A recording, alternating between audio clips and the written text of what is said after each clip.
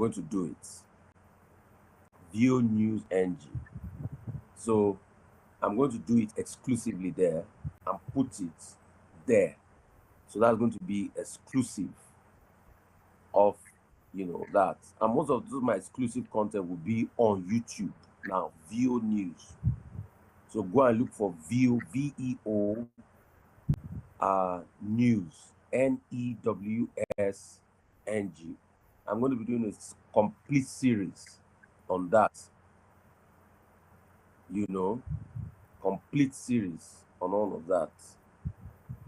So let's go and go there. VO News NG. VEO NEWSNG. Where I'm going to break down for you what happened from the very start. But today, the mentality of a lot of our politicians is that they think that when you impoverish people, you will deny them the right to be able to excel and they will vote for you. The truth is, that's not true. In fact, when you impoverish them and you keep them in bondage because you need votes for them, you are creating more problems for yourself, because at some point they will get educated, especially with this internet age, and see that you are deliberately keeping them in bondage for your own selfish benefits. And once that happens, you will suffer for it. But if you want loyalty that is organic,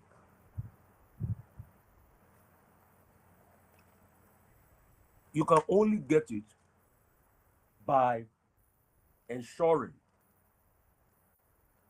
that you empower the people, give them skills, because the man that lifts people up, people never forget. They will always remember. And it's not about lifting them up in such a way that you just provide things for them. No, you give them transgenerational skills so that they will be uplifted and they will be able to come out of that lot of poverty. A lot of politicians make the mistake. They even do charity projects where they rent, somebody was telling me yesterday, they rent bikes and act like it's for empowerment.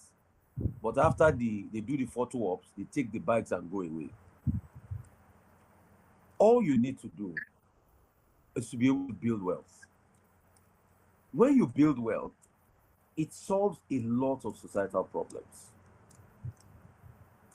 When you give people a lease on life or you open doors for them, it solves a lot of societal problems, and it makes it easier for those people to come back and do most things for the society. And in the end, you continue to be relevant because of the impact you have made in the lives of people. So the truth has to be said. If you think you can constantly keep people in bondage, you are lying to yourself. The best way to make a transgenerational impact in people's life is to set them free. The best way to make a transgenerational impact in people's lives is to set them free. How do you set them free? You give them an education. You give them a skill. You create jobs for them. What I believe people should be able to do, especially as politicians, is to create an ecosystem for jobs. I'll tell you how. If I had a large piece of land, apart from farming or anything, I can use that piece of land to be able to create a hub where I can get skilled artisans and provide little places for them to be able to have their offices. If you continue watching on the YouTube page of voice of the people, you will see that at the end of this show, I went to interview such a person yesterday that creates a hub, Black Force, where they train people in tech skills. And you can go to it, blackforce.ca. You know what this man did? He sold his house in Canada. And the money he got, he came to use to buy a house here that has rooms, bunk beds, and an office space where people that he has trained in tech skills will be given remote jobs. And they'll be working based on the tech skills he's giving them. They can choose to still stay with his company, or they can choose to move on, and he provides them opportunity for jobs. I've been feeling under the weather, but yesterday when he came to tell me about it, I told him I was going to follow him to the place in Lekki and filmed it. You know what he has done? He has created an ecosystem for empowerment. And that's all you need to be able to create skills. Once you create an ecosystem for empowerment, people get liberated. Because what people really need is a leg up. Once you give them a leg up, you jumpstart their potential for the future. You jumpstart their goals for the future. You jumpstart their ability for the future. There is so much that they now get to do. In my own little way, what have I done? With my library and my scholarship scheme, I have people that are going through university now that I pay scholarships for through my foundation. When they finish, I also look for the possibility of giving them skills. Many years ago, I started a skill set for people, giving people tech training. If you remember on my Twitter page, I partnered with a foundation owned by a friend of mine. We gave close to 6,000 people that registered tech skills, and we opened them up to job opportunities. What have I done in that regard? With what I have done and giving them that training and that level, I've been able to open them to a lot of possibilities. You know, these days I get calls that people say, Rufai, it was through your radio show 10 years ago that I got a job. There are so many people I've given jobs I will never meet in my lifetime. Some will remember to call, some will not remember to call. But in their lives, they cannot but tie the influence of that opportunity to what I did for them when I had the platforms. I've been on radio in Lagos since about 2012, 2013. So cumulatively in Lagos, we're in 2025 now. 2011, 2012, 2013. Yeah. Cumulatively, I've been on radio for over 13 years in Lagos.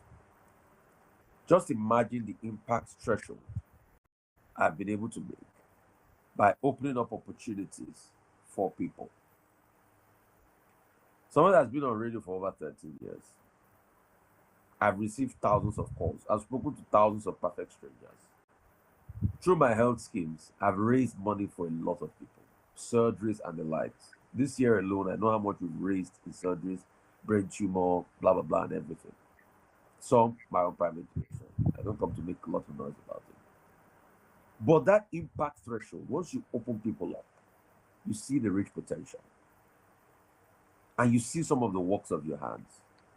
That's the way to be able to build generational impact. In all of these things I've done, even with governments, giving a lot of government officials ideas and everything. In fact, they'll say, come and run it. I say, no, it's not about me. I'm not interested. So that you will not come and say, hey, if I run the project and money will. No. And I don't ask for money. I just give them freely. Even in this government, many government officials that have given ideas, ministers and the likes, they know. And I keep helping. See, in the end, when you check impact threshold, you will see that people are tied to you and you have a role to play in their story. And you as a politician that are going into politics, Every great idea to help people should not be about what is in it for you. In all of these ways I've helped people, I don't ever think of what is in it for me at first. Look at checkpoints today. My brother Wale is doing a lot of great work. When checkpoint started, I went to train people in checkpoint for free. I am seeing checkpoint events. Today, checkpoint is one of the top big blogs. If they're going to write the story, they'll say, oh, Rufai also played a role. It's not about what is in it for you. So the problem is, when you have that mindset of what is in it for me, you will never get anything done. If I want to make a lot of money by the government officials and ministers that give ideas, I can say, okay, for my talent, you have to give me something. No, I don't believe in that. For me, as long as it is the good of the generality, society moves. But as long as you have a mindset of what is in it for me, then there are going to be problems abound. And you see, the problem with Nigeria is that we've shipped that mindset of what is in it for me into the mentality of a lot of people. And that's why we don't go. See, I'll tell you a very interesting story. When I built the library in the village, and I had somebody donate Starling to it, and we started doing the debate program, quickly, a lot of people started saying, this one that is doing in this village now doesn't want to do politics. And I shocked them and I said, that's the problem with Nigeria. At this stage of my life of global influence, I don't have work. It's not to come and sit down and do party politics is my Odogboluta. That's my priority now. When God has given me global influence, I speak in Cambridge. I'm well traveled. There's virtually no continent I've not traveled. The East, the West, Africa. So with all of this, my experience, this party politics I'll come and do, I'll be doing 50 good. And I said, that's exactly the problem. What does being a local government person I want to do for me? My father was a councillor in that Odogbo local government around from 93 there about 94 to about 96. He used his own resource to impact lives. We went to literally bring people out of their homes to give them jobs. So what would that do for me? It's a small mindset that thinks on that. What I'm thinking of is, how can I use my influence to bring development to my town? I've used my influence to bring the library, healthcare center, health outreach center, beg your pardon. And I'm using that for the benefit of people. So I don't have work with the dominance and the impact in media God has given me. I will not relegate myself to because I want to make how much. You know that since I lost weight, I can't eat 3 times a day again. In fact, my body cannot accept it. I don't eat more than 1 good meal a day. Then if I have flu, so what do I want to eat? I don't drink. I don't smoke. I don't have vices. In fact, I have not drank a bottle of any fizzy drink since 2020. For those that know me properly, I have not drank a bottle of any sugary drink since 2020. That started my weight loss journey. I have not even drank any bottle of malt. So what do I need it for? So I don't have sense I'm thinking. It's now to now come and say, no. In fact, my great plan for them will be, I was telling somebody the other day, I went to a place. I like to impact people. And I shared it, what's it called, on my page. When I was in Abuja, a friend of mine called me to Margaret Lawrence University.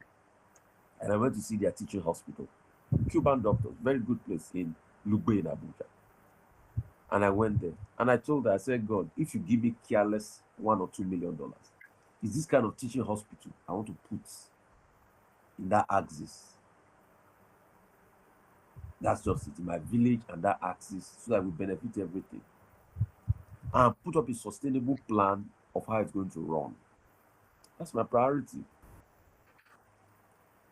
Papa Awolowo tried to do such a thing. They tried reviving it, but I don't know. The place didn't live up. And since then, I've always had the mindset. If I have that money, that's what I want to do. Impact. Because see, you build houses everywhere. You can't live in more than 2 rooms. You can't. How many rooms do you need? How many places can you live in at the same time? Why don't you make so much impact in the lives of people? Because when you even leave the property and you die, your children will start fighting. Look at the former governor. That his children are fighting today on his property. They are saying they should go and exhume his body to go and do DNA tests and see that some people that are claiming to be his children, if that's the case. So when you even leave a lot of property behind, it becomes a problem. How about you use that money to impact lives and tell your children that, see, there's nothing for you when I go. Impact should be the order of the day. So we need to start shifting our mindset. But when you look at the politicians, always say, what's in it for me? And why is it that politicians like to steal money? They steal money because they need to buy people for the next election. If you truly want to serve, if people don't vote for you, you wouldn't take it personally. But it's because you have ulterior motive. I'll also start taking calls, please. It's because you have ulterior motive. That's why when people don't vote for you, you take it very bad.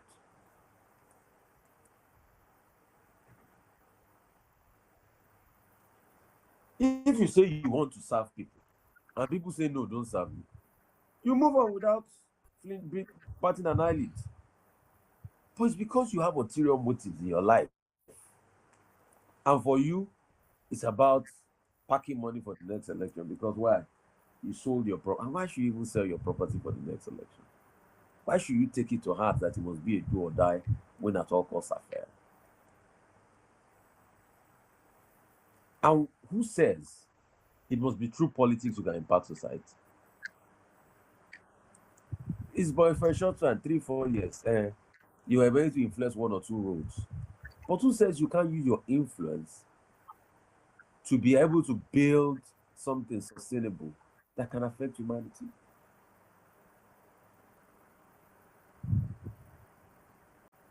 There are people that have done that.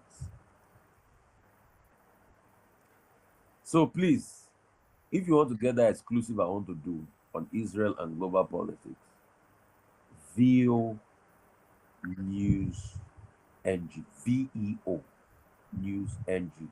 That's the YouTube account you should go. We'll take calls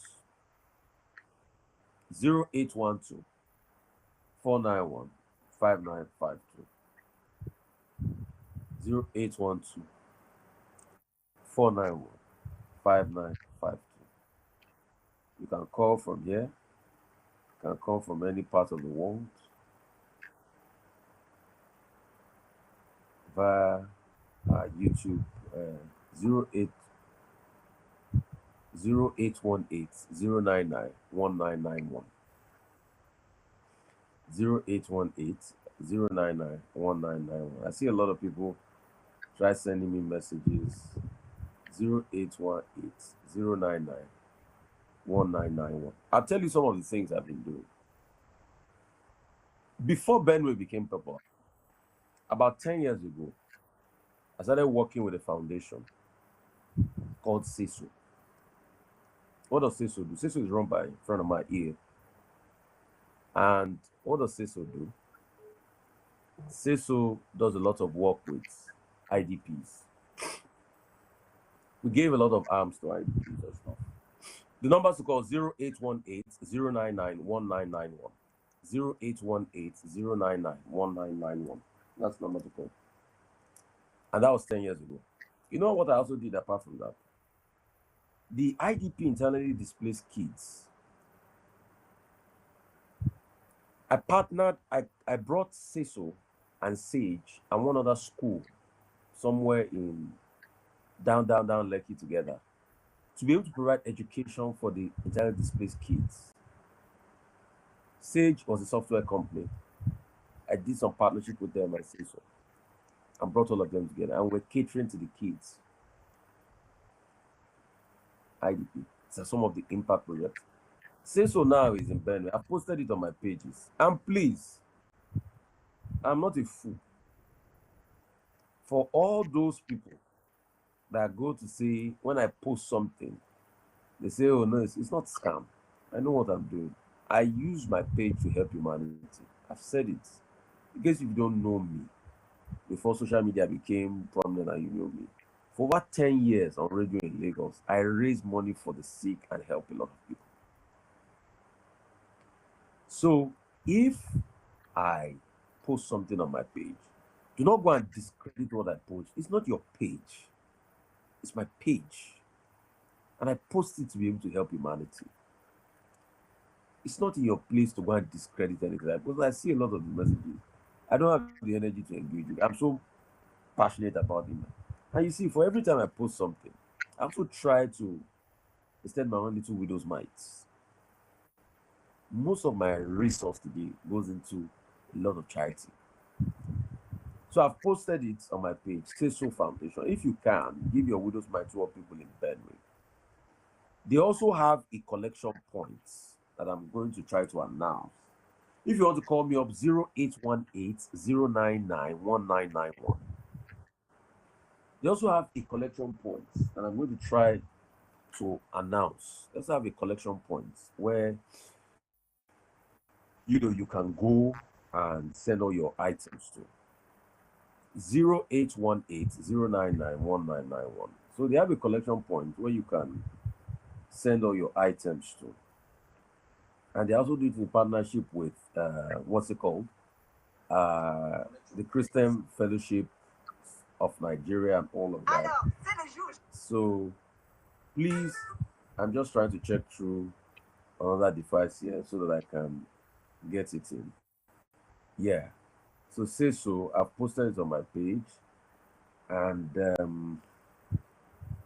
they also have a collection point. Yes. Donations to widows. You can drop off at Global Impact Church, the Goodland Ifako, Orushiki Expressway. Can donate things like Milo, napkin, blankets, and all of that. For inquiries, you can call it book on 0816 845 6571. So that's in partnership with PFN. So please, truth has to be said. You can go out there and reach out and donate to things like this. It's not based on compulsion, it's not by force. If you find it within your free will and you can donate, go for it. It's not by compulsion. Nobody is forcing or saying it's a must, you must donate. No. If you have a heart for humanity, go ahead, donate. All right. 0818 099 1991. I don't know what's happening. The network is down. 0818 099 1991. So you can do well to call us up. Yes, on WhatsApp. Okay, you can do WhatsApp call on that number. Hello, how are you? Hello? Morning, what's your name? Speak up, please. Yeah, go ahead. What's the problem? I'm the one that called last week. I reported to me that I'm about to have macular surgery. And we've announced you now. See, I'm sorry, with due respect. You guys think when we announce these things and people have not responded yet, they are not going to respond. People might respond at their time and they might not have the list. The best we can do for you is to amplify your case. Once we amplify your case, it's not a right that they will do. What you do is you pray to your God that you see help. That's just it. So it's not a right. Eh? I understand your pain. God will heal you. But we can only amplify your case, which we have done last week. Thank you. So it's not a right. And that's another thing too I see. With due respect, too, I see a sense of entitlement sometimes among people seeking help. We can only amplify your case. If people are interested, fine. If they don't, you pray to God for another channel of grace. That's the best we can do. Were you thinking because, oh, we talked about it already, must be that? No, please, I beg you. Please, you can call that number on WhatsApp. Because I don't know, I think the phone lines are bad. I don't know. The network is not going through. 0818 099 1991. 0818 099 1991. You can call it on WhatsApp. Hello, how are you? Good morning. Morning, what's your name? My name is Olaniwaju. I'm calling from Solo. From where? Solo. Okay, go ahead. I've been listening to your talk about business this morning. So I don't know if it is still on. My what? As in, you've been talking about business, how to handle business. Oh, you want to do business? So what kind of business can you do? I'm a shoemaker. I make shoes. So what I just need is your advice. Do you get? I've been working like I've not been earning a lot. Do you understand? So I'm thinking on how to handle the business. Maybe it's the way I handle the business also. So currently, what are you doing? What is your turnover? You said? What is your turnover? It's just as if while I'm working, I don't have savings. I don't know. No. You see, with due respect, you are not doing business. What you are doing is a joke. When I ask you what is your turnover, a businessman should be able to tell me their turnover. So at first, this is it. You need to even understand why you are in the shoe business. Secondly, accountability. You need to be able to understand your input cost and output cost. Thirdly, you now need to understand what's the projection plan for your business.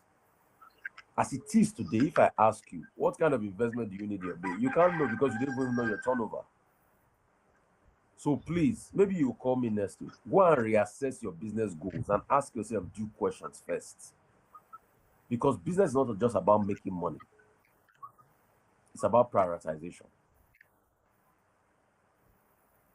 Thank you. You see, that's what we keep saying from time to time.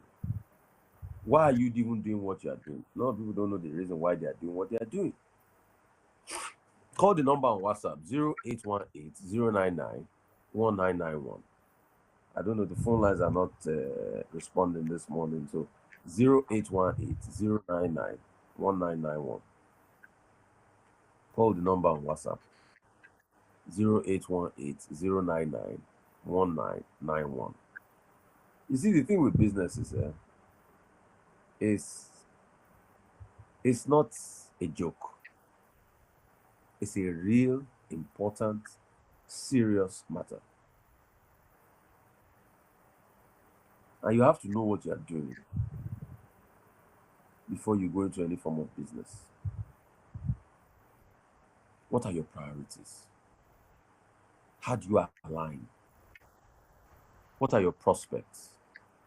What are your goals? What do you hope to achieve with that business? Then what is your accountability? How much do you make? What do you do with the money you make? How much do you save? How much do you reinvest? Those are questions. Hello, how are you? Morning, what's your name? Good morning. Morning, what's your name? Where are you calling from? My name is Asadu Adekoyanka. I'm calling from Delta State, Abraka. Go ahead from Abraka. Talk to me. Yes, I just want to greet you, sir. I appreciate your work over here, sir. Thank you so much. Bless you. Thank you. Thank you. I appreciate you. Thank you. Hello, how are you? Hello? Hello? Hello?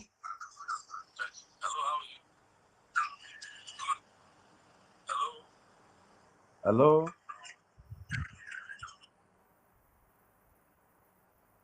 Okay.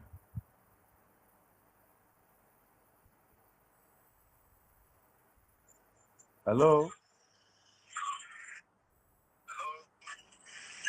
Hello?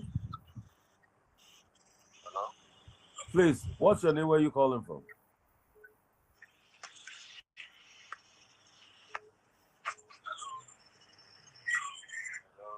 What's your name? Where are you calling from?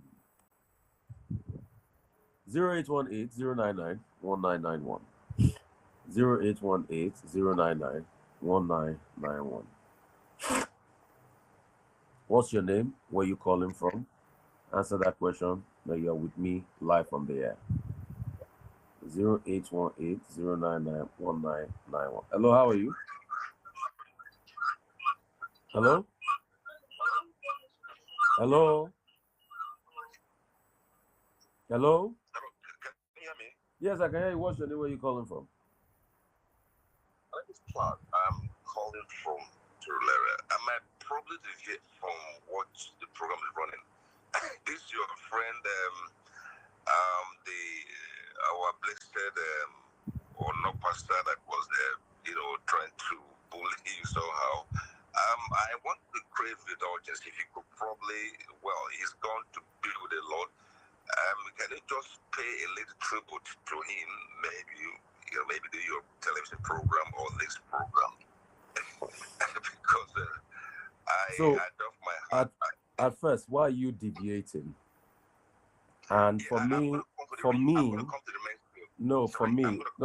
that's not fair. For me, okay, sorry, and I don't think you should do that.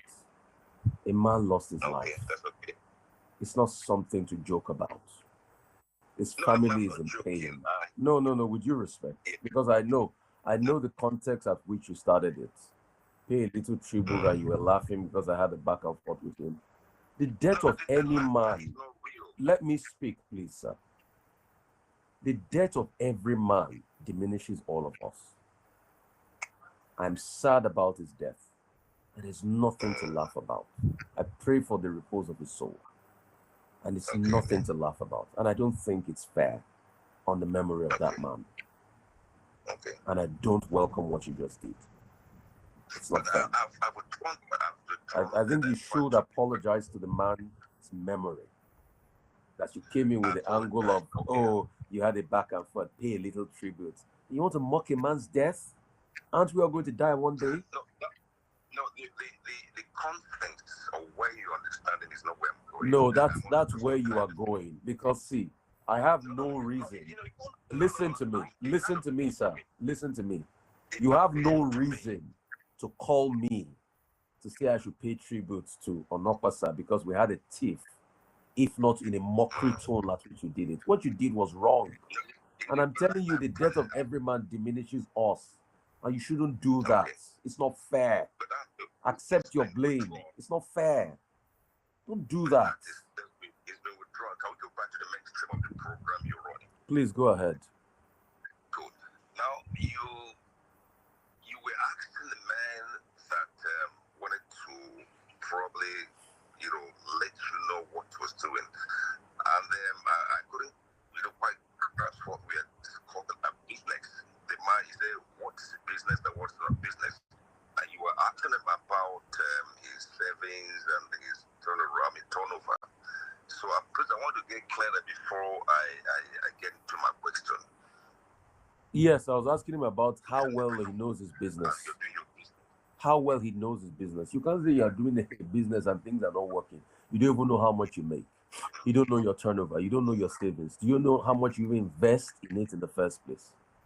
So if you want to seek viable investors, how are you going to do it? How are you going to do it? You know that business has stages in life. Stage 1, 2, and 3. Now, from the infancy to the primary to the level where you can control, you have employees, they have people you work with, you have their clientele and everything. There are people that does business, does entrepreneurial engagement, they just wake up in the morning, go to your shop, you don't even know how much you make sales, put it back to the sales. So that person will be able to calculate how much is making, less sustainable. You're talking about jobs to sustain the life on each day. But when it's about servicing environment, that people come to you, you service them and other things, they could be able to be fine. There are people that also don't have partners. Like I was trying to say this in one radio stations. Why most business collapses in Nigeria is selfishness of a black man. I don't want to mention names that, you got into the pinnacle of their business. And the moment they're out of this space, the business collapse because they don't want to go public. It's good to go public when you get to some certain level of, like maybe if you have hit up the 1 billion and above, go public. Let people help to do it. So, when you get to level in life, the moment the person is gone, that's the end of business. I was in Europe, I saw a business that was established in 1845, generational, from children to the present generation. And I say, when somebody says I'm into business, you like, what kind of business are you doing? Are people, coming into your business? Do people know what you're doing? In most times, like little what I do, this service, like service, I'm bringing the same, this and that. I say, not about coming to. So with due respect, I just want to get what you're saying. You want to give a lecture on business, or you think it's not right to ask a man that's just starting up business what are his numbers? I don't get the concept of what you're saying, really. No, what I'm trying to find out, you would have just been able to ask him, how long in your business? There are people that are just probably retired or maybe, probably out of their business and started something. So if you're asking the person about his turnover and everything, it might sound strange. So somebody that's just starting a business, even my great grandparents, if I ask them easily their turnover, they will tell you, is it Shile Mewa, Shile Maro, make? It's a no-brainer. But thank you for your time. Hello, how are you? Hello. Those are basic questions you're asking people that are doing business. That's it. Hello. Hello. Yeah. Hello, can you hear me? Yes. I'm talking about my turnover. Okay, you are the one that you have woken up now. Before you were sleeping, right? No, not like I'm sleeping, sir. Because you were not sounding properly before. You were sounding low. No, so. Okay, maybe it's the network. Oh yeah. What's your turnover? Actually, the amount I make in monthly, I can say probably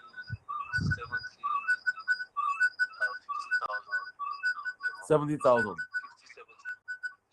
70. How many shoes do you make in a month? Let me say in a month I can actually make like 3 shoes and pumps. How much do you sell one? I sell one, it depends on the design. I sell one for 25. I sell some. It depends on the design. What's your cost of production? My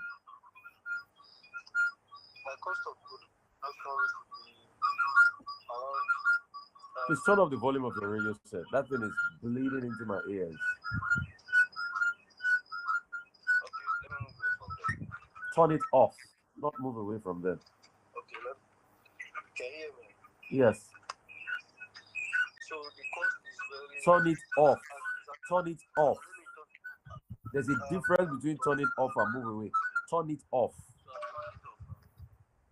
Simple instructions. Go ahead. I've turned it off. So I make something around 50 to 70,000 a month. You get, and I'm the only one working. You make. I don't have any advance. No. What's your cost of production? My cost of production, like how much do I make shoes also? Yes. I make shoes for 25-30K. You make all the shoes for 25K and you sell them for 70, right? No. Okay.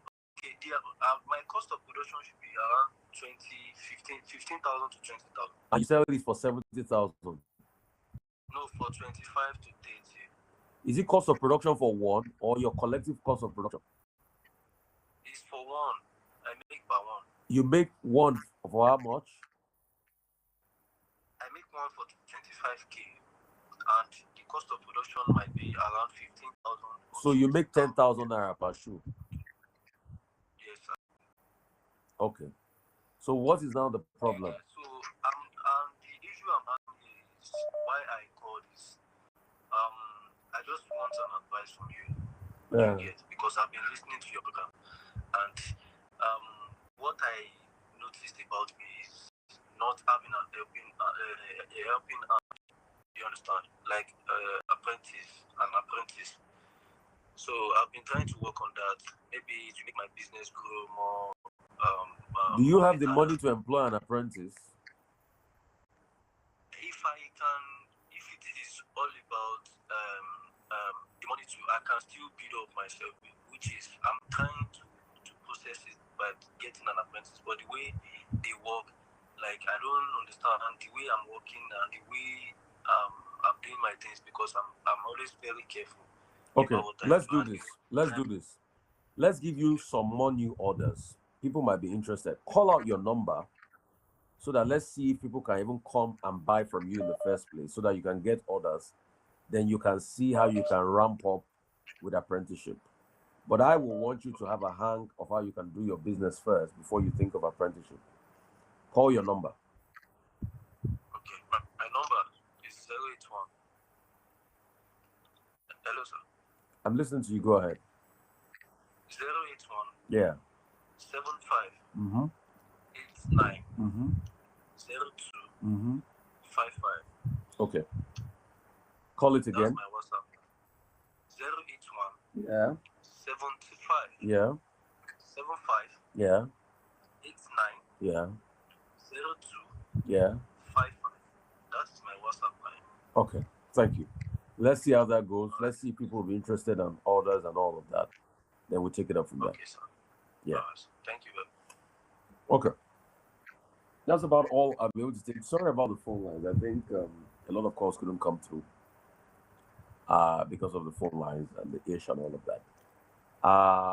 Sorry. Also, the phone had turned off for the people on Instagram. That's where we'll end today's edition. And please, I beg people, it's not the time to glory in any man's death. The death of every man diminishes all of us. Secondly, I will go on VO News on YouTube now to do that special edition. You can join me there. I'll post it across board, and we'll see how that pans out. But thank you guys so much for joining me. It's been a great Sunday. God bless you. As you go this week, God will bless you. He'll make his face and favor shine over you. He'll give you peace on every side. Amen.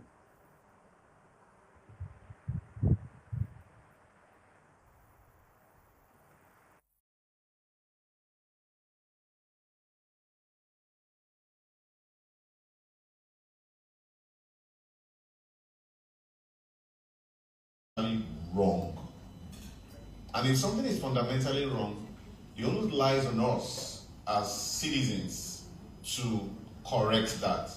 That is one of the things that actually stands for. Actually, is an anti-poverty agency looking at eradicating poverty and injustice.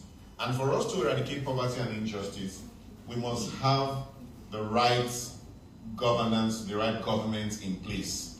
And this project is towards achieving that. How do we ensure that through election we get the right government in place? Through the judicial system, we have the right governance structure and systems and processes in place. That is what Action Aid is doing. So the conversation we'll be having here today, that will be responsible for governance, who takes charge of governance at a particular point in time. And the right holder says, this is the way and manner we want to be governed. And the Constitution guarantees just two things. Basically, in summary, protection of lives and property and welfare. Those two things, and in turn, the citizens will then obey and do everything that's laid out by the Constitution, your own obligation as a citizen. But what we see is a reversal. You cannot, the example I normally give is, I cannot have a lawyer and give a lawyer my brief, and my lawyer will now start telling me, no, this is the way it should be. Neither can I recruit a caterer and I say I want jollof rice, and the caterer then tells me, no, you shouldn't have jollof rice, you should have eba. That is the situation, the abnormality we are having today, and we are looking at a society where if I as the rights holder, I say I want rice, then the duty bearer should be able to serve me what?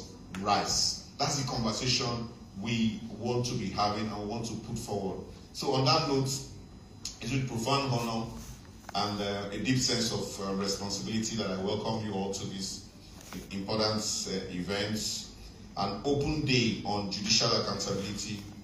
Today's gathering is not just a ceremonial event, it is testimonial to our collective commitment to justice, democracy, and the enduring power of citizens' engagement. The moment is both reflective and transformative. It marks the conclusion of a chapter of one of the projects, which is citizens-led engagement on judicial accountability in post-election justice delivery in Nigeria. Where they started from the last election, before the last election, the 2023 election, we got into a conversation with one of our partners, Ford Foundation, and we looked at the election process and said, how do we strengthen the election process? Professor Ibano played a key role in that. I must mention him. Please let's put our hands together for Professor Ibano. I don't know if you permit me, but okay, let me continue. So he played a key role in that, and we said, okay, how best do we strengthen INEC? And we discovered that one of the strongest challenges INEC had then was issue of logistic delivery. The logistics, so election starts by 8, in some places they are starting by 4, some places 2, in some places like that. So like, okay, how do we strengthen it? And we put together a project that looked at strengthening the logistic delivery of INEC. And we had the singular opportunity, which we respected, to work with the senior management of INEC. We went for a whole long, almost a week retreat in Lagos. And we sat down, and not just them, we brought all the relevant stakeholders involved in the election delivery. From NACO, I don't know if you know NACO, those involved in airline, to transport union, to the security agency. We brought everybody to that room. It was a big meeting, and we had this conference for 1 week, drew out a logistic, a logistic plan, framework, not just a plan, a framework, which today, INEC, they didn't have that. INEC has adopted it, and they are then using it. And of course, we saw the result of that. There was a huge improvement from our assessment, the baseline, baseline that we did before the election, and after the election, we saw the huge improvement. Then after that, we then said, what next? So the election came, and we were like, oh no, this is not the election we supported. And people were like, oh, we told you that INEC will fail you, INEC will fail you. Okay, we're like, okay, we have learned our lesson. Okay, what next? And we saw that in the value chain of election delivery, people think that election is just about casting your vote, monitoring it, and you go home. But it doesn't end there. Election actually ends, in some cases, when the Supreme Court gives their judgments. That's when the election ends. So people forget that judicial aspect. And so there was a gap in the judicial involvement or engagement in the election process. So the second part of the project looked at how do we strengthen citizens' involvement in the judicial process of the election. So election, looking at accountability. There was the whole issue around all eyes on the judiciary. There was a whole lot of things that happened. But we're able to do that and drew a lot of attention to it. One of the major deliverables from that whole some judgments. So we took some judgment. We said, okay, some judgments are questionable. Example is Imo. Today, I know that people still ask questions. What happened in Imo? How does number 3? Is it 3? 4. Sorry. How does number 4 become number 1? People still ask questions. I know I went to school small. So we don't understand that. So, but of course, judgment was given. So we said, okay, why don't we start a process where we have an independent group that reviews this judgment, so it becomes a citizen's perspective. Analyze it, and come up with our perspective. Say, this is what we think. We think you are right in this and this, but on this one, we think you got it wrongly, or we think that you have done it this way. So, and that is what we are. IJAP, the Independent Judicial Accountability Panel, these noble men and women that are serving their country. Some of them they have to come back from retirement to serve their country again. These members of the committee were specially selected. Why do I say that? We also have issues of accusation within the judiciary.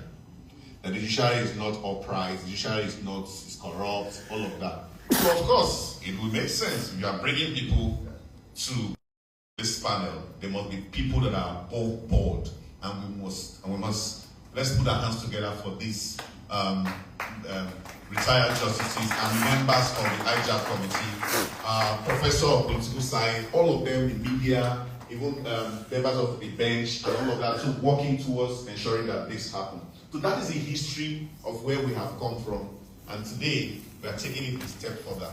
How do we expand this? Beyond just IJAP having conversation, the committee having conversation, let's also get members of the public. This is the starting point. We want to get to a point where we'll have a town hall meeting, have a live event, and the town hall meeting, we're having citizens make their views and opinion known on some of these cases, on some of the issues as it concerns. So citizens' voices will definitely count more. We don't know if they hear us, but we'll keep speaking, we'll keep talking, and we'll keep expanding the platform to have this conversation. But perhaps the most valuable lesson from this work is that the call for judicial accountability extends beyond the realm of election. It touches every aspect of our democracy. It affects the trust citizens place in our institutions, the protection of rights, and the delivery of justice to the ordinary Nigerians.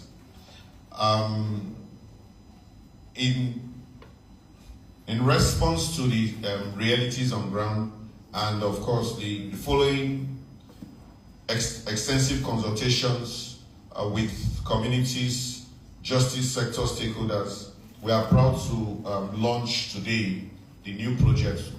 I've talked about the history of all the projects we have gone through, and the launch of the new project today called City Acts.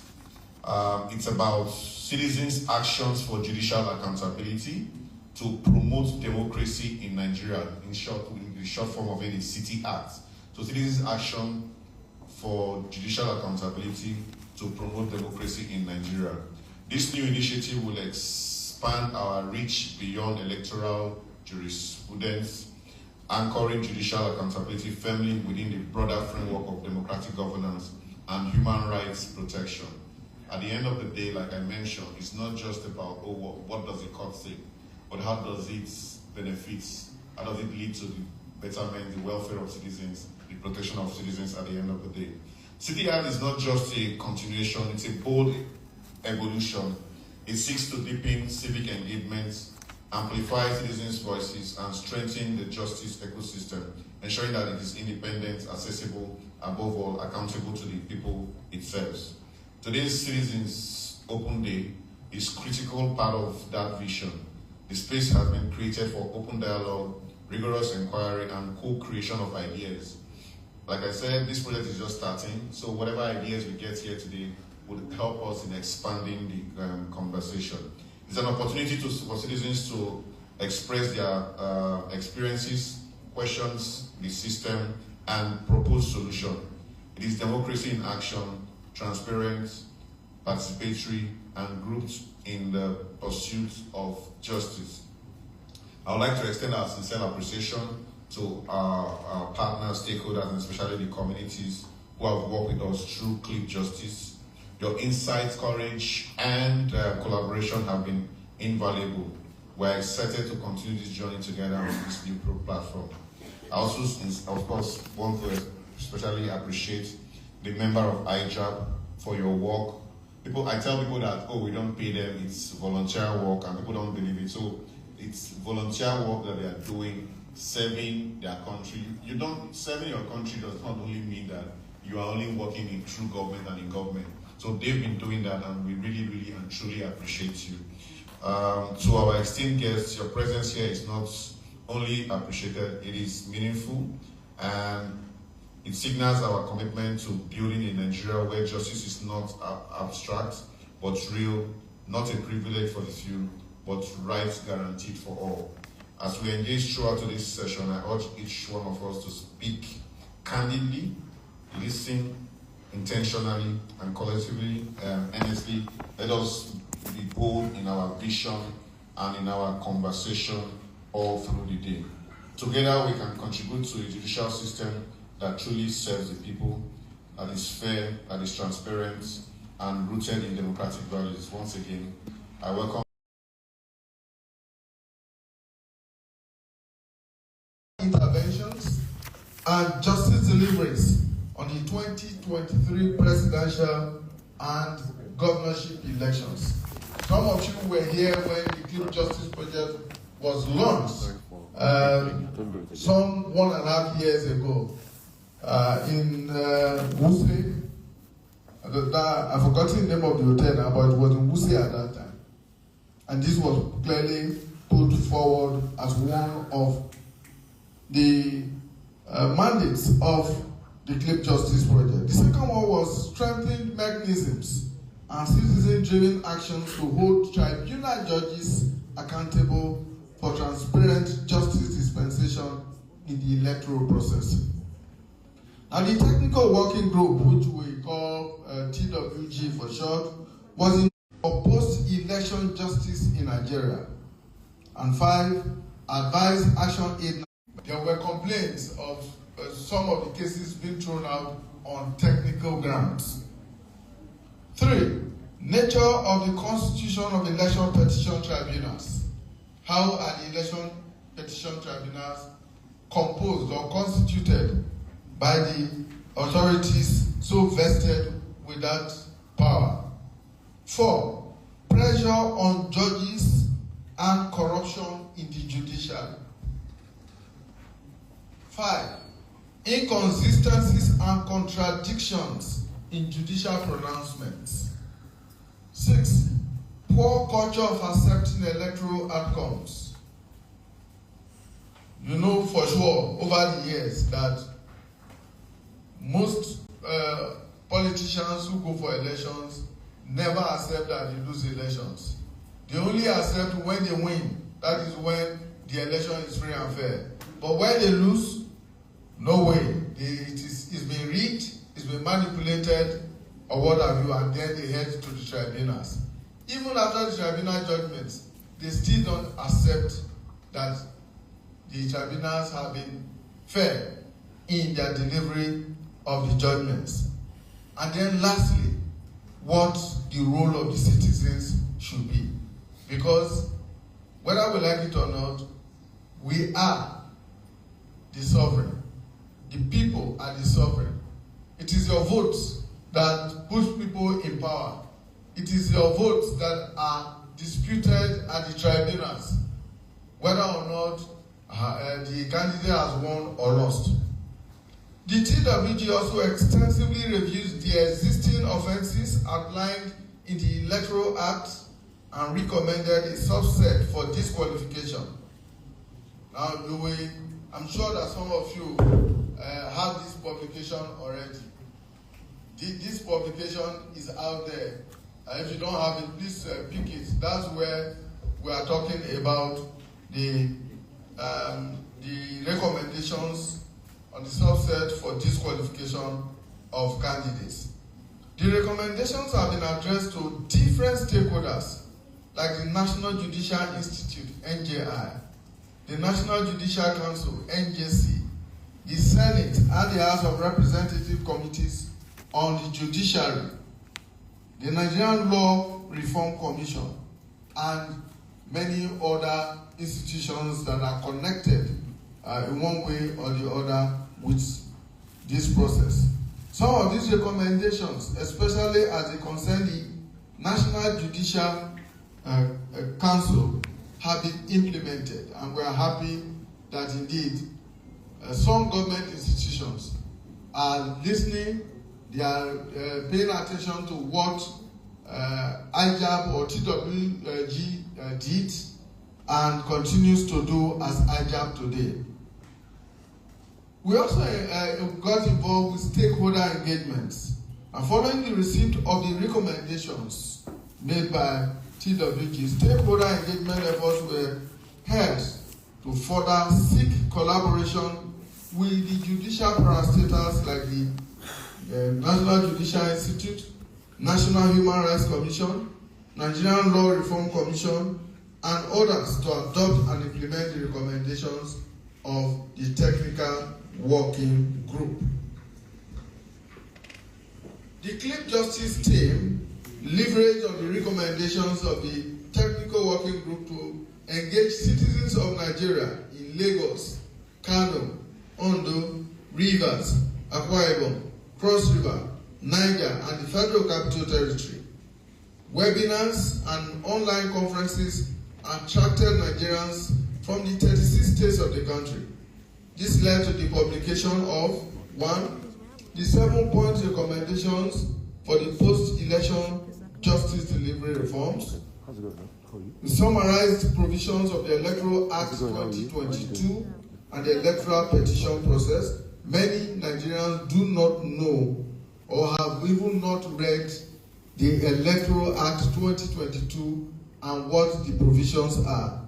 And of course, many Nigerians also do not know what the electoral petition process is. All they get to know or get to know is what is published either in the newspapers, in the social media, or discussed on television and radio platforms, some of which are not accurate representations of what the process is and possibly what the outcomes are. Now, 3 summarized provisions of the 1999 Constitution of the Federal Republic of Nigeria as amended. How many of us here have a copy of the 1999 Constitution? And those of us who have copies, how many times do we make reference to that Constitution to know what our rights and our obligations are? 4, review of conflicting decisions arising from election petitions. So many times we have talked about decisions that are made at election petitions that are overturned at the appeal, and some that are even overturned or affirmed at the Supreme Court. And the other publication that we have made is Know Your Judiciary. How much of the Nigerian judiciary do we know? If we at this level do not know so much about the judiciary, how do we expect our grandmothers, grandfathers, uncles, and cousins who are in the villages, who may not have gone to the 4 walls of any school, to know what these things are? These have been made available and handed to you at the Citizens Open Day Convening. I'm sure many of you have those publications now. Also, the outcomes of the Technical Working Group sessions constituted the key issues and discourse that led to motion. Motion meaning movement for the transformation of Nigeria, adopting election and accountability as a major focus of the movement for the next 3 years. Despite these efforts, it became apparent that beyond the focus of the Cliff Justice Project, the call for judicial accountability extends beyond the realm of elections. It touches every aspect of our democracy.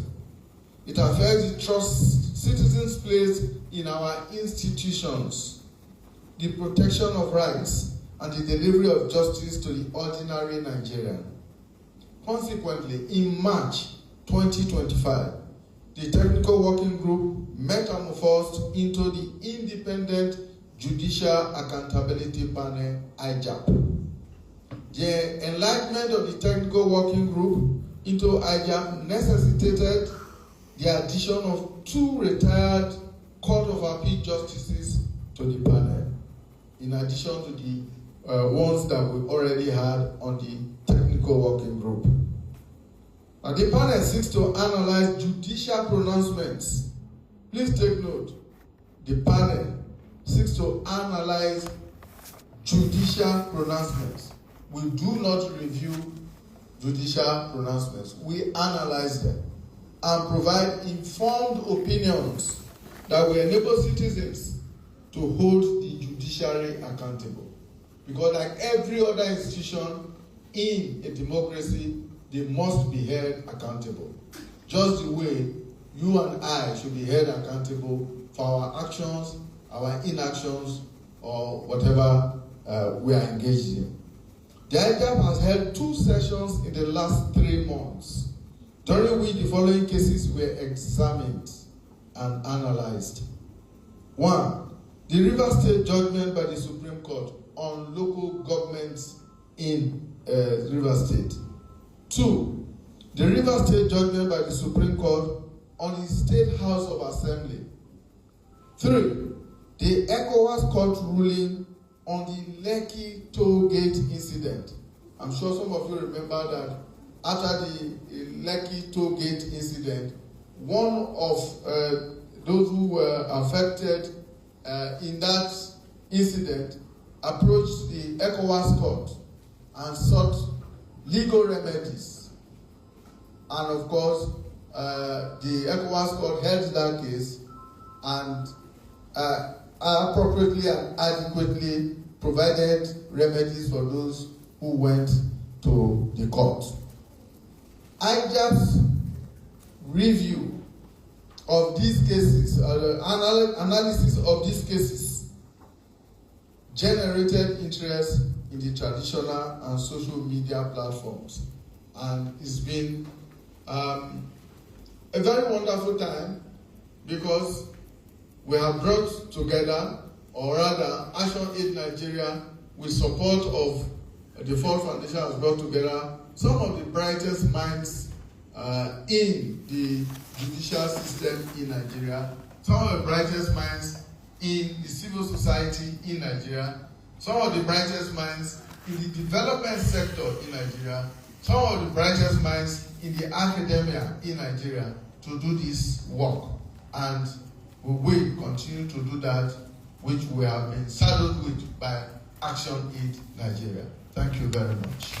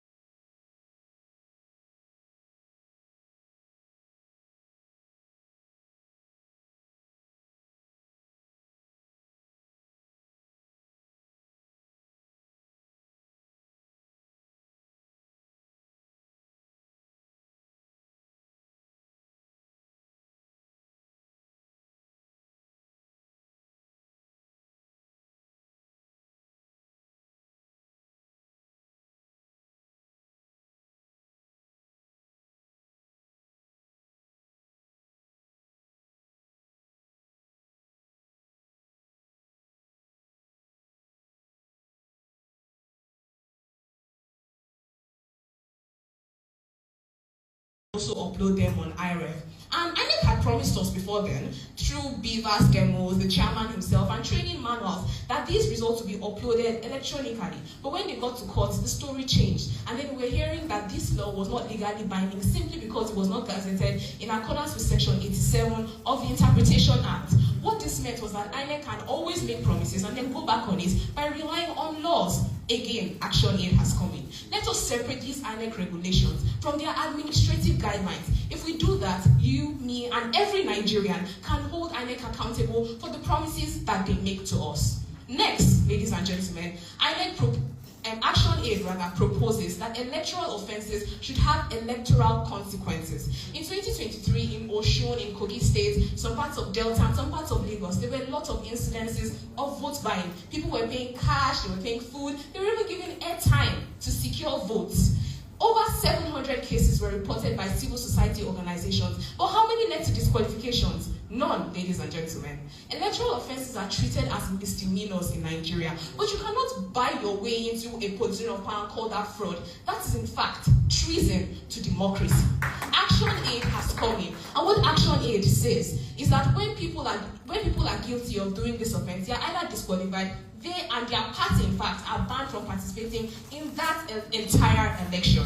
Next, ladies and gentlemen, is that our judicial officers should be informed in judicial processes reform. What this means is that, it's common knowledge that the judges are the ones at the front page, they're the ones on the front table for all these matters, the tribunals, the elections, the cases, and all of that. So when judicial process, when electoral processes reforms are put into play, why are the judges not given the seat at the table? In 2023, the judges through the Presidential Tribunal had to look at over 200,000 pages of case files, thousands of exhibits, and so many Beavers reports. They go through all this work to ensure justice. However, when these electoral processes are being considered, they do not get a seat at the table. Who better to talk about these reforms than the judges in Nigeria? Again, Action Aid has come in to tell us, as I mentioned earlier, that judges, both retired and sitting judges, should be called to give their opinions and be involved in these processes.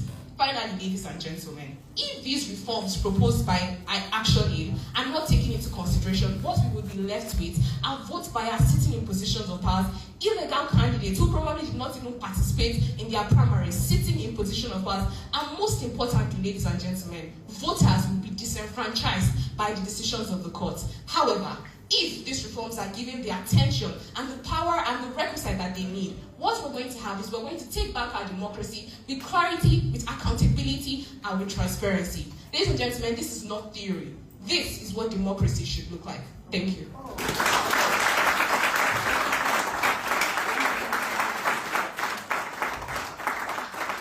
Thank you. Thank you very much. Before the applause finishes, let me just call the opposing side, and I'll call Winner Edwin to oppose this position. Thank you. True democracy is not strengthened by stifling institutions, rushing justice, or concealing the very effort of a fragile system. These were never my words, but the ever remarkable and indelible words of Ibrahim Gaidam, who is a Nigerian politician. Good day, judges, distinguished members of the high table, my learned friends in argument, ladies and gentlemen. I am Edwin Wina Madrabuchi, and I stand here today to solidly negate the recommendation put forward by the technical working group. And I'll be conversing my argument with two salient points. One, undermining judicial independence and electoral integrity. Two, hastening reforms will bring about an erosion of public fair hearing, amongst many other things. And I most stipulate my first line of argument, which is the very fact that undermining judicial independence and electoral integrity. What can we tell of a recommendation that tends to stifle the independence of the judiciary? I will tell you, such a recommendation can at the very best of it seen as an act to undermine judicial autonomy, which on the long run will act as a form or a recipe for judicial timidity. Amongst other things, according to a paper that was published by Okechukwu Oko on the 19th day of June 2023, it stated that of the various ways in which the judiciary could be undermined included executive interference, corruption, amongst many other things. If we are to but look at it from a holistic standpoint, the whole idea, the whole rationale of giving INEC the discretion in order to release results within the 7-day working period will act as a way that is not acceptable to most Nigerians. Why, you may ask? Well, simply because of the fact that it will give rise to political pressure amongst many other things. I stand here today to solidly and emphatically state that not adding in the Independent National Electoral Commission as statutory respondents in many election petitions will act as a way that will erode the principle of electoral accountability to which they owe to the government. Similarly, in a report by the Law Review Journal, it stated that one of the very ways in which INEC has fostered democracy is that in 2023, it expended over 300 billion in order to conduct the state election. Little wonder why they are in tune into Nigeria having a democratic state, and no wonder we are not among the country that is suffering from the scourge of military intervention that has pervaded Africa of recently. Looking at it from another perspective, in the case of Nyesom Wike against Peterside, the court emphasized the need for INEC to act as statutory respondents in most of these election petitions in order to kind of like ensure guidelines and compliance with the Electoral Act. Having stated this, there is also the issue of ex parte application. Now, by their very nature, ex parte applications are not meant to be served on a party. However, this is due to the urgency of it, or where an irreparable damage is about to be occasioned on it. Now, according to the United Nations Charter, it has stated that judges should be given the discretion in order to carry out their responsibility without fear or favor. Attaching most of these judicial tools with sanction will, on the long run, make judges not to act decisively in carrying out their responsibility as they ought to. Having stated this, I move over to the next chapter of my argument. His new reforms will bring about an erosion of democratic principles and fair hearing. Now, one will come to think of it, justice rushed is democracy crushed. By the time election into some offices are being stopped at the Court of Appeal, it tends to present lots of anomalies. For example, election into the House of Representatives, the Senate, the governorship, amongst many other things. But then the Supreme Court will kind of like have the opportunity of taking an in-depth look, an opportunity into most of these cases in order to ensure what ought to be and what ought not to be in our judicial system. Going further, it has also been stated in the case of Olu of Warri versus AC, where the Supreme Court emphasized the fact that the Supreme Court is needed in order to checkmate most of these lower courts. True, of course, due the right of certiorari that is very paramount in law in order to ensure the Supreme Court in checking the excesses of the lower courts, amongst many other things. There is also the recommendation of ex parte election petition tribunal. This, on the very surface of it, will lead to an act that will undermine judicial integrity if not being well checked, because these experts, on the long run, they do not study the behavior, the voting pattern, amongst many other things in the Nigerian setting. Thank you. Thank you, Edwin. Thank you. Well, I'll have to go back to the proposal side again, and I want to call Sky. Can you please push this conversation further? Moderator, esteemed panelists, fellow Nigerians, when our election continues to yield distrust and disillusionment, we must not only blame the players, but we must also fix the game. Ladies and gentlemen, after the 7 core areas given by my first speaker, Action Aid Nigeria has also given other recommendations, and once implemented, they promise to create a better landscape for electoral and a better electoral and judicial landscape. Good morning, everyone. My name is Adeyemi Sky, prestigiously representing the University of Abuja, and I am here to wholeheartedly stand with these reforms. Let me walk you through all 9 other recommendations, not just as a speaker here this morning, but as a member of as a Nigerian citizen who has not only waited, but has waited and believed that change will come. First in the line was that live recordings and electronic coverage should be implemented in courts to ensure transparency and public scrutiny. Let justice be seen. We are determining the future of over 300 million Nigerians. I repeat, over 300 million Nigerians. Yet, this process remains a mystery to the very people it affects. By opening the doors of the courtroom to the public, it dispels doubts, reduces suspicions, and increases confidence in the judiciary. Let justice wear no veil. Another recommendation to publish nominee names and allow 21 days public scrutiny, then conduct open legislative screening is simple yet revolutionary. Let their vetting power be a national discussion, not a political transaction. Ladies and gentlemen, the Technical Working Group of Action Aid Nigeria have recommended that effective communication on the election petition timeline be given. As we saw here earlier this morning, not all Nigerians know that the 180-day timeline begins once the election tribunal is constituted. They think it's immediately after the election. It is recommended that public be encouraged and be inculcated in Nigerians the legal timeline of this effect. Moving on to my next point. The technical working group of Nigeria has recommended that the judiciary be more effective and more proactive in communicating with the public when a controversial judgment is made, especially in election cases. The judiciary is silent. But the silence of the judiciary has made social media explode with conspiracy theories. The Action Aid Nigeria has recommended that justices communicate better with the public. Technical Working Group of Action Aid Nigeria have also recommended that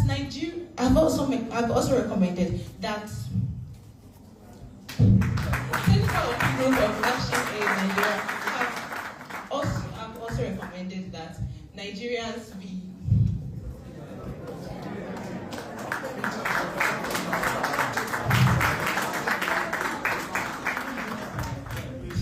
Working Group of Action Aid Nigeria have also recommended that civil society organizations become non-partisan. The civil society organizations are the heart of democracy. Once this democracy is destroyed, what shall the righteous do? Technical Working Group have also inculcated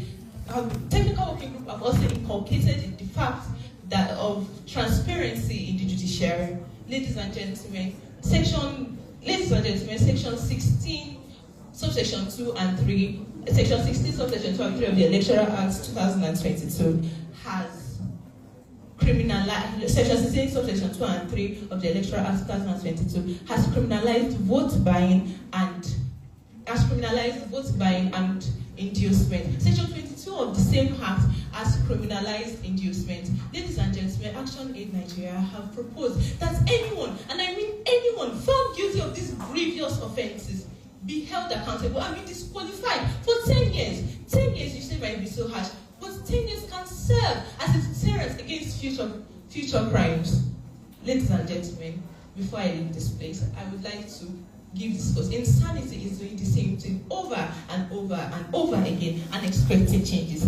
The recommendations set by Action Aid Nigeria are not just ordinary reforms. They are the blueprint to a standard democracy. Thank you very much.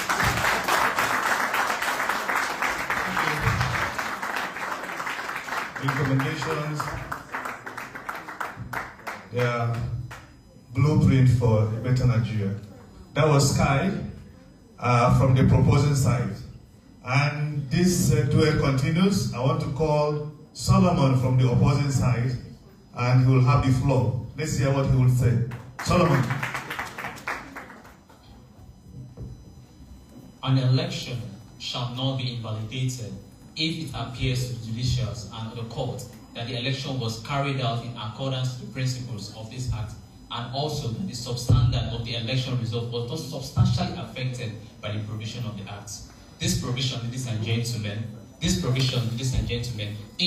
provision of Section 1636 of the Electoral Act, which provides and brings to our clear the fact that election in Nigeria should not be held according to the standard of Nigeria. Also, according to our principles being established, it is very clear that this is not just a mere writing, but an awakening to our subconsciousness, whereby election has been cancelled due to technicalities being provided for in the electoral system. Also, it is very ironical to note that many electorate bodies have already predicted what an election is going to be like even before the election is being made national. Yet, we steam against the Judicial Council as well as the electoral body when our recommendations are not being followed. Now, this helps to beg a question. Who then does not trust the electoral system? The voters or the judicial system? Ladies and gentlemen, I am Solomon Julius Solomon, standing before you, and I am here to vehemently that whereby the 7 recommendations being. One of the reasons against this recommendation is the fact that an injustice in our electoral system. Also, according to Also, according to Section 114 to Section 129 of the Electoral Act, it provides for the penalties against electoral offences, which include fines, imprisonment, and disqualification. However, in Nigeria as it is today, introducing new penalties into Nigeria will not help to solve the problem, but will either instead cause more problem in our judicial system. Take for instance, according to Justice Walter, a former Chief Justice of Nigeria, he said, and I beg to quote, "The law is Nigeria's elections these days are being clouded by fraud, by vote buying, as well as irregularities. In this context, that the Supreme Court did not intervene, this case will have gone without any basic merit. What some people see to be a judicial overreach is just an act of courage by judiciary to restore justice in Nigeria's system. While this recommendation claim that judicial intervention will only help to affect democratic system, I ever respectfully claim that this judicial system is nothing but misdirected.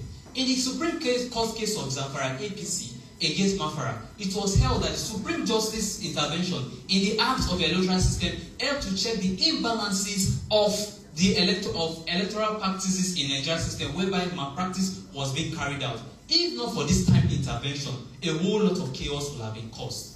According to Lord Denny, he said, and I beg to quote, "Justice is not the slave of power, it is its master." Hence, the recommendations by TWG might be timely and provide solutions, but instead it only helps to question the credibility of the judiciary, which is an affront that we should not stand for. Secondly, these recommendations by the TWG for the recommendation of 120 days instead of the 180 will only have an adverse effect. According to Section 285, subsection 10 of the Constitution, it provides that elections written should be given between 180 days after the filing of the suit. However, the recommendation by TWG is that this 180 days should be reduced to 120 days. While I agree to the fact that justice delayed is justice denied, but we need to remember that justice delayed may be justice denied, but justice rushed is justice perverted. So whenever this justice is being rushed, it will only help to affect the golden principle of Section 36 of the Constitution, who provides for fair hearing. According to Abimbola versus INEC, the justice provided that fair hearing is very paramount in every electoral provision, because election tribunals always involve a lot of workload on the judiciary. So when you're trying to streamline 180 days to 120 days, you will only have a ploy to affect the protection of the Constitution, which will only bring mere basic justices and the judgments in the Constitution. Also, according to INEC versus Oshomole, it provides that fair hearing involves legal procedures, careful intervention. Now, my dear audience, if 180 days is reduced to 120 days, of course, justice indeed will be perverted. I have a whole lot to say, but however, dear Nigerians, to you, and to the whole Nigeria watching me right now, we should not stand again. We should not stand for this recommendation, not because they are bad, but we should not appreciate speed over substance and efficiency over equity.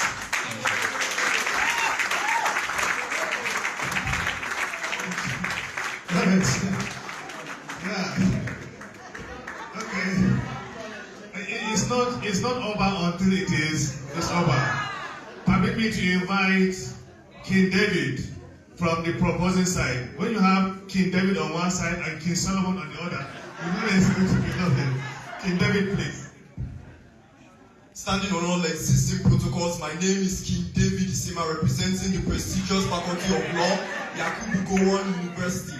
And I rise in support of the 7-point recommendation made by the TWG, the Technical Working Group of the Action Aid Nigeria. And today, I'm going to be educating us further on offenses that can warrant disqualification according to the 7-point recommendation of the Technical Working Group of the Action Aid of Nigeria. First being vote buying. Now, we have seen cases in Nigeria tons of times, just like my earlier speaker mentioned rightly. We have seen where politicians have tried to buy votes. Section 121 of the Electoral Act of 2022 clearly prohibits and criminalizes the action of accepting bribes and trying to bribe voters. This action is seen as very, very devilish. You cannot buy the conscience of citizens. You cannot buy the conscience of human beings. Even our Creator gave us a conscience for a reason. We are free to make our life choices. You do not have any right. You do not have any opening, you do not have any liberty as a politician to buy the conscience of everybody.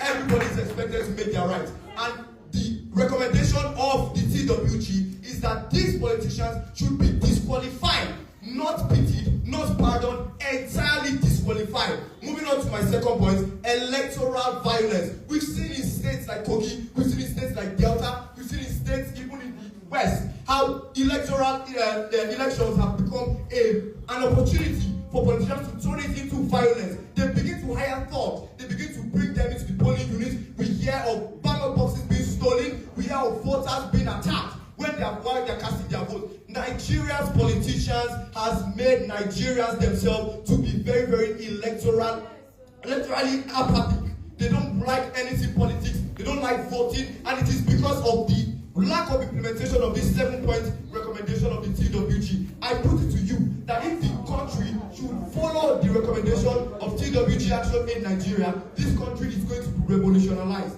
Moving on to my third point, hate speech and divisive language. We have seen all over social media, politicians are, attacking themselves with words. They come up with grammar and they think that we don't understand. Well, that's why we are law students. We understand all these things. We understand the intentional insult hidden behind grammar. We understand this vocabulary that they use to capture the minds and others of citizens in believing that they are right.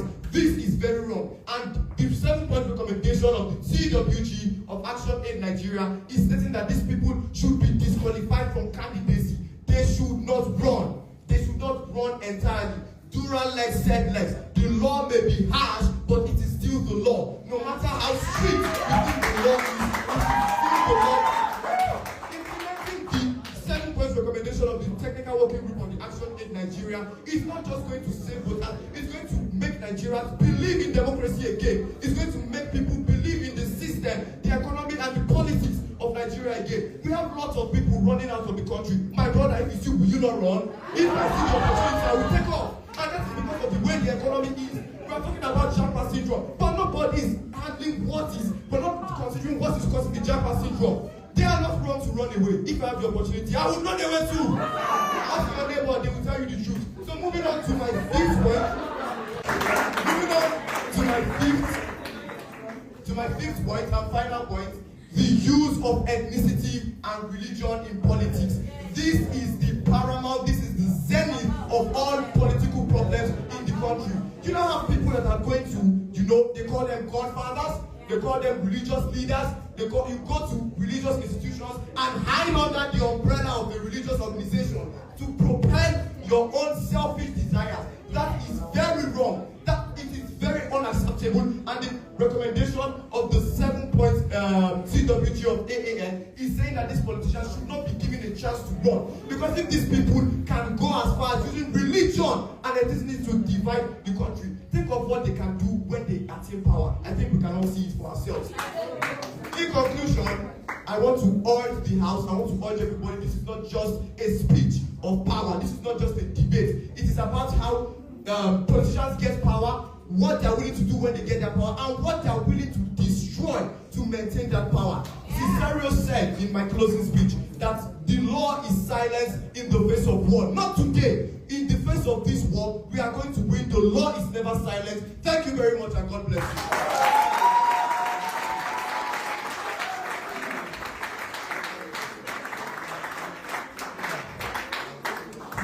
To counter these passionate and strong points, I want to call Ese from the opposing side. Ese, please.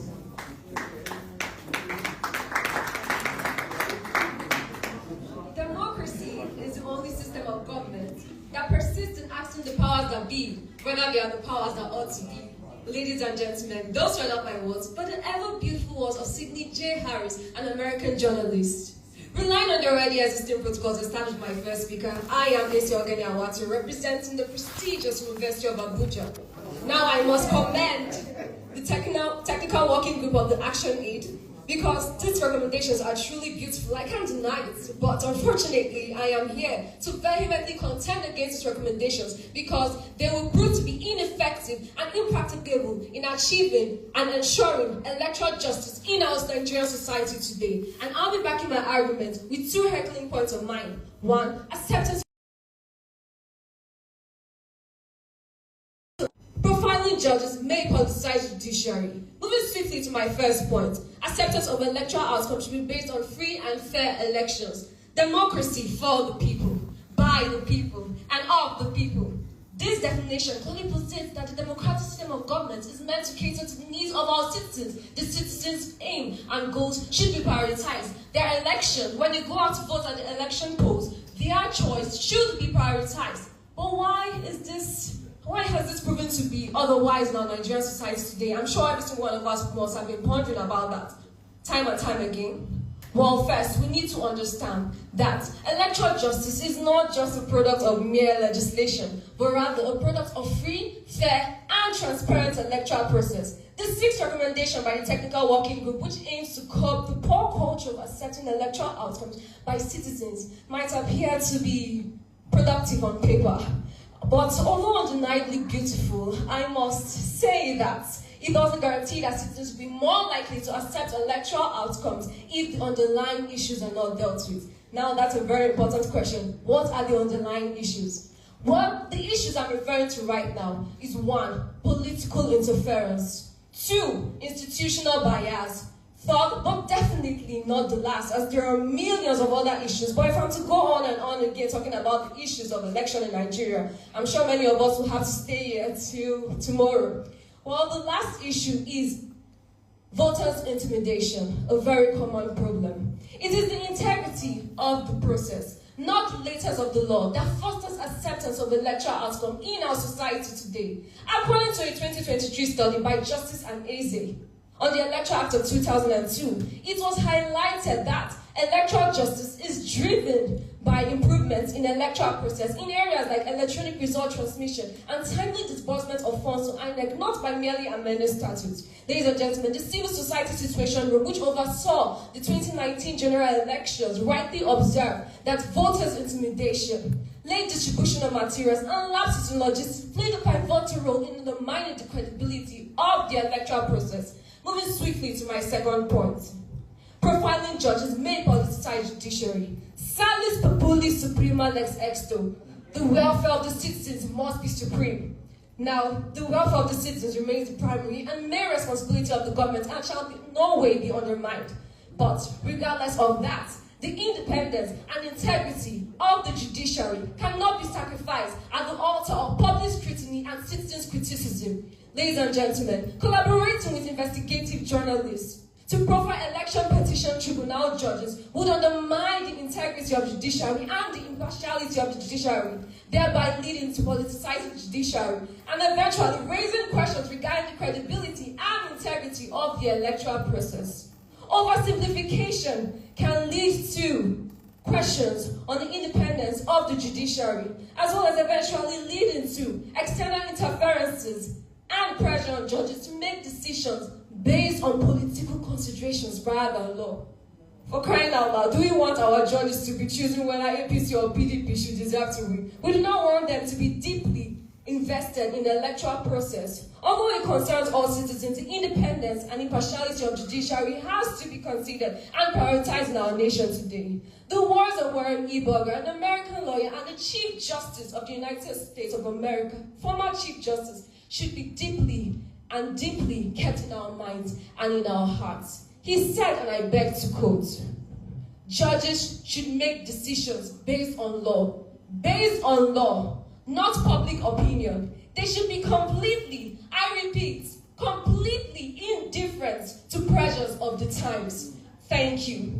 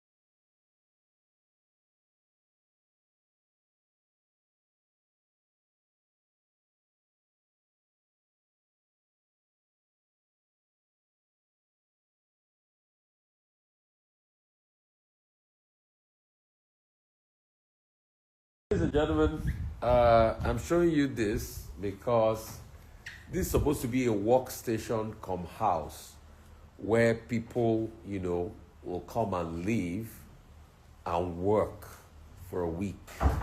And I'm going to bring some of the promoters. Chief, I beg if you come down so that we also do an interview here. And this is in Ikate, Lekki. So it's going to be a place where people come. You book it for like a week. You can work here. After working here, you can stay here. And after staying here, you can get productive. There's internet, there's everything. And then at the end of the week, you can go back, to wherever you are.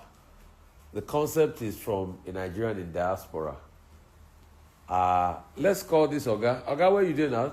It's time to come before we take a full tour of the building. This is the landing. So this is going to be the general living room you'll be able to use, you'll be able to stay in when it's ready. So this is your concept. So can you explain it to them? They will live here, they work here, their office space. I mean, the full gamut. One thing I just understand is talents, they are equally distributed, right? But opportunities are not. Yeah. What we're trying to do is give people opportunities to actually build something that they would like to be proud of, right? Yeah. So what we're going to show you is something that anyone that has skills, they'll be able to come in and work and build up that skills. And hopefully we can provide some form of jobs for them. And with that, they can grow the necessary confidence after the training and they can go utilize it somewhere else. So this is a hub? It's going to be a hub, but living in hub, like pretty much. So what's it called? So we have a training company it's called, that does the training. So what's it called? That will be unveiled next month. Okay, that will be unveiled next month. Yes. So if they want to book this space, who will they call? So they need to call the manager, and once we unveil the place and the full details of what we're doing, the manager will be able to allocate the rooms, the desk, and how they can operate. So let's go upstairs and see more of what we have. So it's a living hub. First of its kind in Nigeria, and it's in Lekki, right? Yes, just off Freedom Way. Off Freedom Way, a living hub. So I'm going up. So this is the workspace, right? Yeah, like this is the manager's office. So if you have meetings, you need to meet with investors, directors, or anyone you feel like you want to have relationship with, you can just have a 1 hour meeting room whereby you can meet with people. Okay. And we have the main hub. So this is the working hub. You have a desk, you have a laptop, you have internet. Wow. You have all the necessary infrastructure to actually, work. Wow. Again, the people we're targeting are those that typically would not have this. Wow. They come from the mainland, come from other states, and they just need the infrastructure. They need a laptop. And they need to work. They need a computer. This is a very powerful computer. Wow. And powerful desktop screen they can use to work. And with that, it becomes really, really helpful, because I imagine myself when I was young, all I needed was just a laptop. All I needed was just a place to sleep. Wow. But now we're solving that problem by saying, you know what, just bring your talent. If you have great ideas, this is a place to be. You can crash here for a week, for 2 weeks, and you can create amazing stuff. Let me show you where they will be staying. So this is the workstation for them. So this is the workstation. You finish from work. You don't have to go all the way to the mainland or wherever you live. Yeah. You just lodge in here. Wow. And so there are places for them to sleep. They can also sleep, and they go back to work. They can work in between the night. Wow. 2 a.m., 3 a.m., they're still working. And there are bunk beds for them. Bunk beds, premium bunk beds. Wow. And this is for the females, and we have the male. Okay, so you have a place for the females and the male. Yes. And they just come, they can rest here. Yes. And you don't have to walk 24 hours. You can just take a break and rest and still get back to work as well. Wow. So is it that is it only 4 people that can work at the same time? Well, 4 male, 4 females. This is a POC, and typically the POC is just to prove the concept that talents are equally distributed, but opportunities are not. So we're trying to make sure that the most talented people have the opportunity to actually utilize their talent. This is a washroom. So as you can see, we just space it out between male and female. Wow. So, you know, we don't cohabit with opposite sex in the house. And, you know, we have other shortlets as well upstairs. Oh, you have a shortlet? Yeah, there's a shortlet upstairs. So can we see it? Yeah, sure, why not? That's good. You run a shortlet business, so where's the address of this? Once we unveil it out, we're gonna share all those addresses. Okay. Don't worry, all those details. we got a right hand man for this. Okay.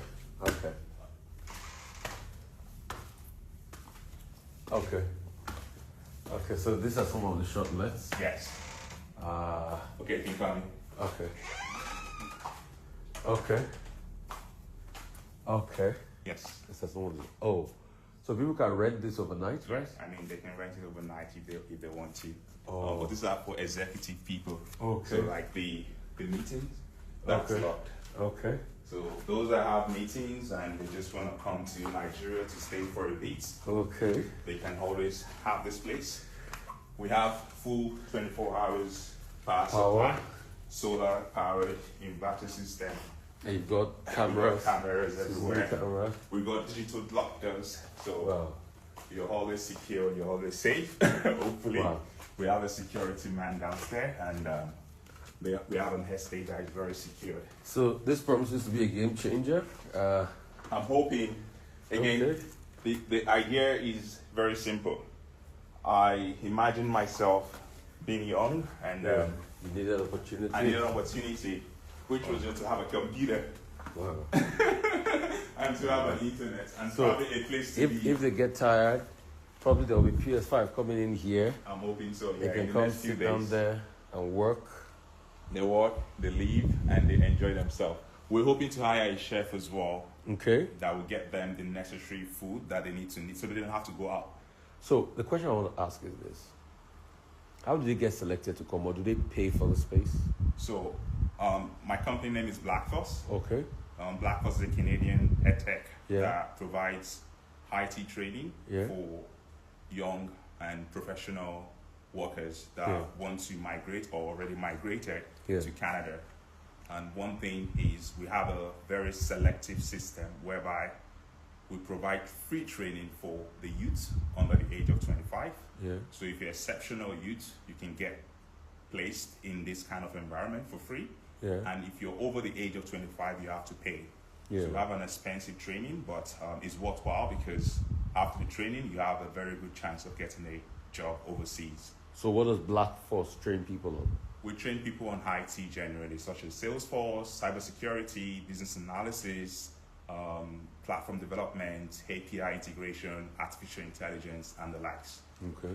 And what we do is we have a very lengthy program, which is like a 6 months training on IT, and after 4 months they have to do internship. So those that are successful will get invited. If you're living in Nigeria, for instance, you get invited to come here and do a real work whereby you get paid. So if you get paid, you kind of like get opportunity to get whatever you invest into your training and get it back. So that's the model we're trying to build to ensure that everyone get the equal opportunity they need. As long as they're talented, they will shine. And I'm hoping that this POC will be a game changer for... So because this is a great opportunity, so once you launch, can you give me the point, the base, so that I can give it to people on my Twitter and my page, like, so they'll be able to register and get opportunities? Sure. We have a cohort-based system, so we run a cohort twice in a year. The first cohort is just ending in the next few days, and the next cohort starts next month, towards the end of next month. So that's where we do the selection, and hopefully the 6 months training, they get an internship, and they can come here. While the ones that finish in January till June will be getting invited to come here to start work. So they can come and they can work from here. Yes, and we're going to provide them with a job as well. And so when you give them a job, they can, it's not going to be a full-time job. It's going to be a contract job that makes sure that they get the necessary confidence for the training they've received. So 6 months contract, just to see that. People are begging on this page. They need a link. Is there any number? Blackforce.ca. So okay. Blackforce.ca. Blackforce, spell it. Black Force. Black and Force.ca. .ca. So they should go to that website now. Blackforce.ca. To get all this opportunity of being part of this training. Sure. Black, BLACKFORCE.ca. It's a Canadian-based company, but we're growing across North America, and we're expanding into Nigeria. Okay, so blackforce.ca. Yes, that's right. So they can get a chance to be able to get trained, get skills, yes, and all of that. Upskill themselves. If they are good enough, but if they are not good enough, they can't. They can't come here unless they're good. If they're not good, obviously we hope everyone is good. Like I said, talent is everywhere, so we hope everyone is good. But the exceptional one get to come to us, and we work together, create companies, build systems, and we project them out there so they can become better. Because at the end of the day, it's not just about the skills, it's about utilizing that skills. Because applied knowledge is what power is, not just knowledge. So what kind of mindset should they come with when they come? Should they come with the Japan mindset, or value mindset, or Dagbo mindset, or Dangbanashoko mindset? There are many mindsets. That's a very good question. And what I would say is, I've been there, I've done that. I've been everywhere. Like, I grew up in England, I've been to America, I work in the States, and I'm here in Nigeria setting up stuff. And that means no matter where you go, even if you have the Japan mindset, you still need to come back home to do stuff. And that's what I'm doing right now. So I feel like whatever mindset you want to come with is up to you. But what I'm interested in, making sure that anyone that has talent gets seen. And the only way they can be seen is if they can showcase what they've got. So I wouldn't want to help you Japa, if that's the right word. But what I will ensure is that your life is transformed. You have a different mindset. You give them skills. You change and you upskill. So you don't even have a reason to say you want to Japa. However, it's totally up to you what you decide to do. So blackforce.ca. Yes, that's right. And if they get selected, would they have to write an exam when they go? When they open blackforce.ca, how do they apply for this program? That's a good question. So again, like I said, we have a youth program. Our youth program is free for all people under the age of 25. So if you're under the age of 25, you have a tendency of getting accepted if you have a sponsor. So our adults have to pay for the training. Our adults get to pay some $1,000 or something. However, they have to sponsor a youth. So we use that as a leverage so we can sustain our business model. If you're a youth under the age of 25, it's free for you to come to our training, but someone needs to sponsor you. As an adult, you have to pay for the training, and hopefully after your training, you get the opportunities that we've provided. Okay. Thank you so much. So the website once again is? Blackforce.ca. That's Blackforce. Just type in Blackforce on the internet. We've been in existence for 5 years and we've grown. We've helped over 5,000 people, and 1 in 10 people get to have a full-time job that pays over six-figure salary, which means that if you decide to do training with us, the kind of jobs you'll be applying for or have the opportunity to apply for would be over $100,000 USD jobs. So you're in good hands if you are part of us. Okay, thank you for this. You're really welcome. appreciate it.